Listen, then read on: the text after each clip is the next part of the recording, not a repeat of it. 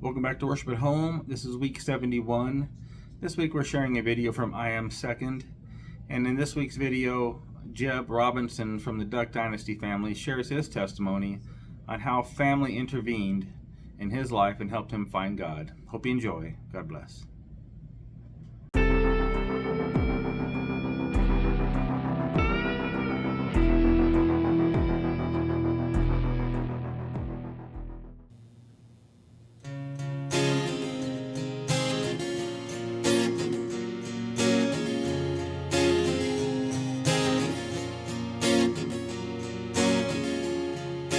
Don't have a job, don't pay your bills, won't buy you a home in Beverly Hills,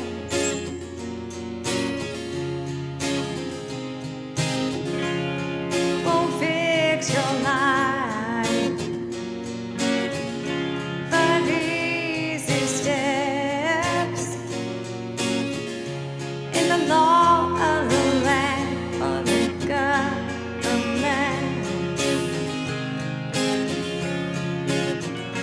but it's all you need.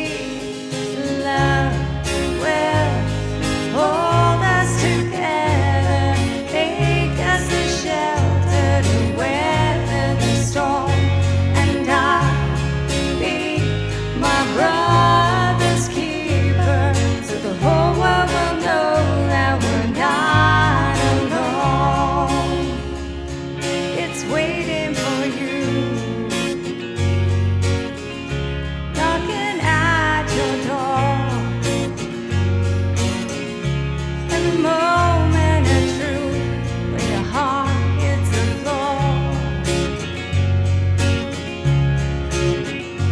when you're on your knees, then love will hold us together, make us a shelter to weather the storm, and I'll be my brother's keeper, so the whole world will know that we're not alone. This is the first day of the rest of your life. This is the first day of the rest of your life.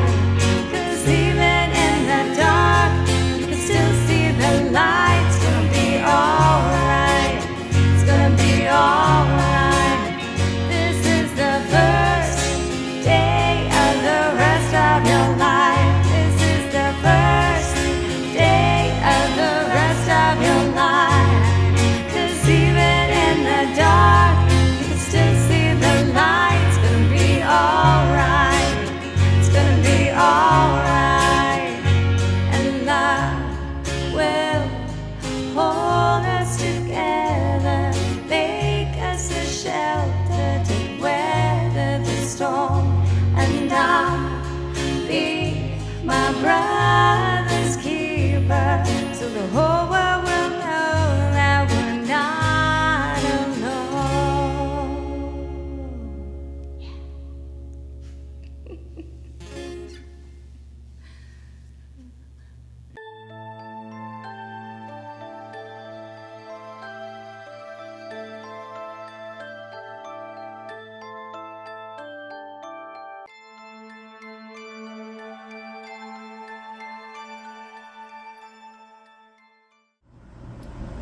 Galatians 6:2.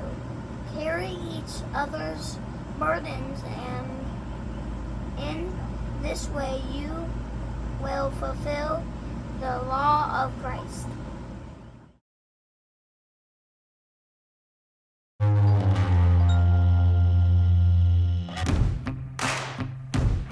You find yourself needing the help of someone else when you're stuck in a rut. But when one of our own was trapped in drugs and deception, they needed a family. This is my brother Jeb, and this is his chapter in our journey from dysfunction to dynasty. We're in the wild now. We're in the wild.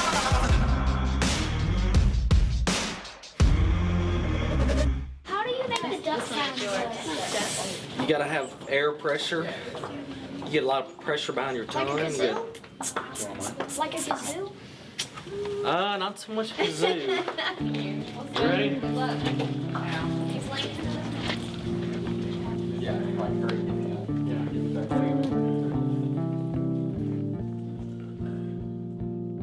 Dad always told us, a man should be able to provide for his family. And that includes food and everything else, because he always told us at one point there was no such thing as a grocery store. Totally got picked on a ton by my brothers. We'd go out, we all played basketball, which is funny because my dad played football. And so we'd be out, we'd play horse or something. And if I won, they would, give me a swirly or give me one of those sweaty armpit, I don't know how you say that. My dad actually, as he was getting the duck call business started, he was a commercial fisherman. So wasn't a lot of money, but we ate real good. I would go out as a kid and run the motor for my dad, and as he picked up these big hoop nets, and I would ride with my mom to the fish market and sell fish, and that's kind of how we made a living.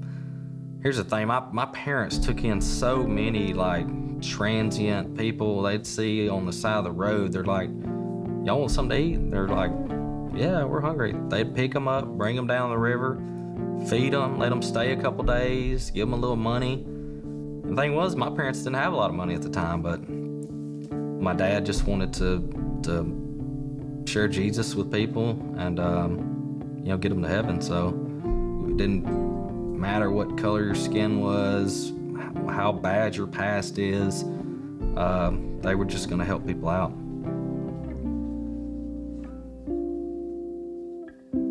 Later in life, when I got up to about 18, I met a couple guys when I was right toward the end of my senior year, and they were doing stuff a little bit different, and I just thought, maybe I should just, hang out with these guys some and just kind of experience what the world has to offer. And it got pretty ugly there. Lots of drug use, alcohol. I pretty much did anything that was put in front of me. I remember smoking a joint that was dipped in formaldehyde. They called it a wet daddy. Taking pills. To be honest with you, I don't know what all pills I took.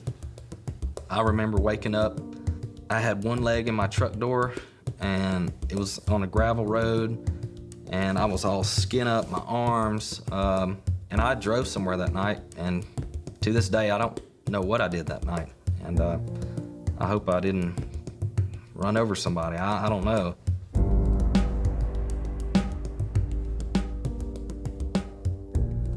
I knew at that point I was really off the tracks. But the funny thing is, I didn't stop. I got up the next day. Where's the drugs? Where's the alcohol? Let's just keep going. I was hiding that from my parents, and it was just the battle of trying to, was just nothing to look forward to, so empty, no decency whatsoever. One night, got drunk and went to the movies, and my brother Willie left a note in my truck, and he said, "I know what you've been up to. We need to talk." I show up down at Dad's house at 8 in the morning. All my brother's trucks are there, and I'm thinking, what are they all doing here? And I go in the house, and they're just all sitting around the couch looking at me. It was Jason, Alan, Phil, and Willie were in the living room. I couldn't even get in the living room. I couldn't make myself even go in there. My heart just starts beating out of my chest. And my dad said, "Son, are you ready to change?"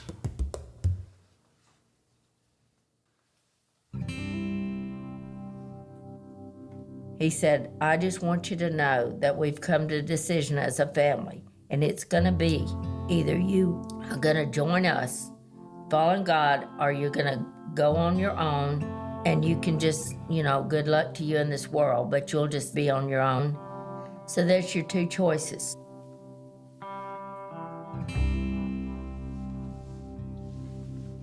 I just fell down on my knees and started crying. I said, "What took y'all so long?" And he said, "Dad, I don't deserve to come back. I have been horrible. Let me tell you some more." And Phil said, "No, son, you've told me enough." You know, I've seen my dad cry maybe 3 times, and that was one of them. And to see my dad that upset, and it was tears of joy. I want you to know that God loves you and we love you, but you just can't live like that. And he said, "I know. I want to come back home." My brothers, they were all crying, and at one point, we just got in the middle of the room and just all got down on our knees and just cried and just prayed to God, just thank you for getting me out of this, because I'm done living the way I've been living. And I remember Dad saying, "My prodigal son has returned," and it was just one of the best days of my life. And so he said, "I'm gonna put you on house arrest. You cannot leave this house for 3 months, and you got to duck hunt every single day." I said, "All right, Dad, I think I can do that." I think it took me just going out and experiencing some bad things to know what Jesus really did for me. I realized, oh my gosh, I need Jesus more than I need the next breath I take. I was so happy and elated that, I was a child of God. My name is Jep Robertson, and I am second.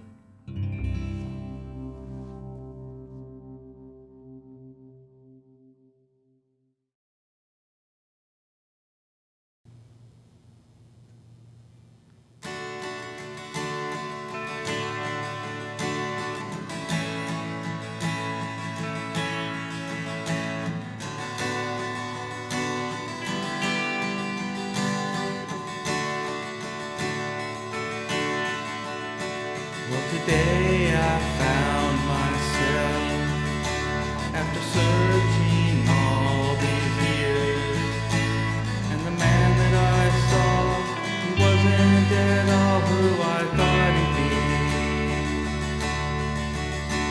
I was lost when you found me here, and I was broken beyond repair. Then you came along, you sang your song over me.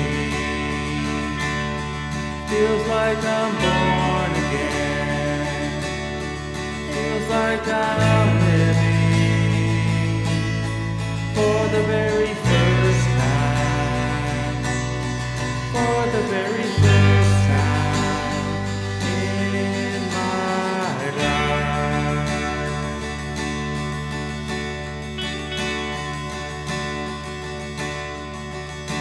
Make a promise to me now, reassure my heart somehow, that the love that I feel is so much more real than anything.